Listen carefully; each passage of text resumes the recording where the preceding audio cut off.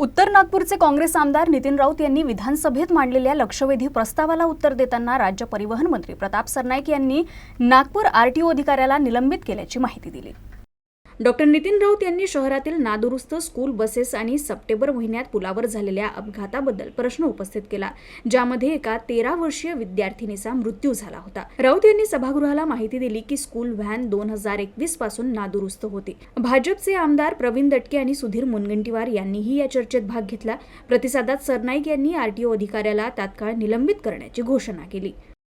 अध्यक्ष महोदय, खरं पाहिलं तर विद्यार्थ्यांच्या सुरक्षित वाहतुकीसाठी विशिष्ट नियमावली आहे आणि या स्कूल बस व स्कूल व्हॅनच्या रंगापासून ते आसन क्षमता व वेगावरील मर्यादाही आखून दिली आहे।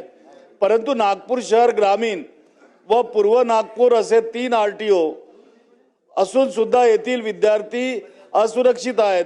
यावरून येथील आरटीओ अधिकारी गंभीर नसल्याचे निदर्शनास येते।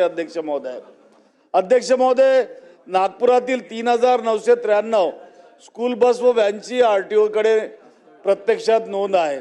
यातील 3508 वाहनांना योग्यता प्रमाणपत्र प्राप्त आहे, तर जवळपास 8 ते 10% वाहनांना अद्यापही हे प्रमाणपत्र दिले गेले नाही। सोबतच जेवढी स्कूल बस तेवढीच व्हॅन चालकाची पण फिटनेस सर्टिफिकेट महत्त्वाची आहे। याकडे पण शासनाने लक्ष द्यावं अशी माझी विनंती आहे।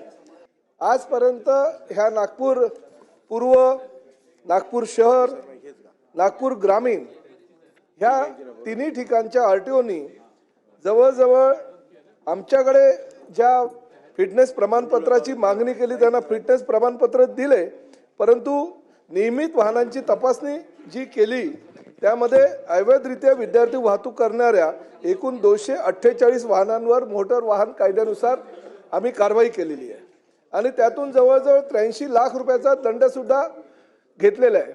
अध्यक्ष महोदय, विद्यार्थी वाहतूक करणाऱ्या गाड्या किंवा व्हॅन किंवा बस यावर कार्यवाही करणे अतिशय गरजेचे आहे, कारण आरटीओनी जसं बाकीच्या गाड्यांची वाहन तपासणी करणं गरजेचं आहे त्यापेक्षा जास्त स्कूल व्हॅन आणि स्कूल बसची वाहन तपासणी करणं गरजेचं आहे। मी हे सुद्धा या खात्याचा मंत्री म्हणून मान्य करतो की आमच्या लोकांनी काही प्रमाणात चुका केल्या। 2021ला जर या स्कूल व्हॅनचं फिटनेस प्रमाणपत्र नाही आहे त्या व्हॅनला, हे कळल्यानंतर फक्त नोटीस देऊन त्यांनी थांबायला नको होतं। त्या ठिकाणी त्यांनी योग्य ती कारवाई केली असती तर कदाचित एका विद्यार्थिनीचा आणि एका ड्रायव्हरचा जीव वाचू शकला असता। अध्यक्ष महोदय।